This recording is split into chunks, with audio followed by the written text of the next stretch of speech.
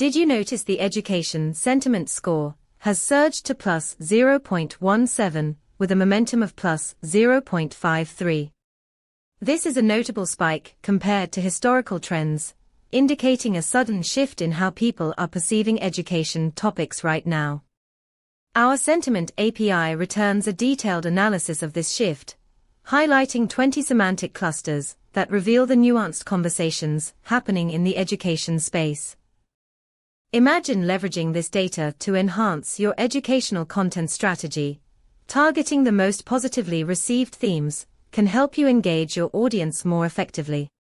For more insights and to dive deeper into how you can use this data in your projects, visit pulsebit.lojenterprise.com/docs. Let's harness this sentiment shift together.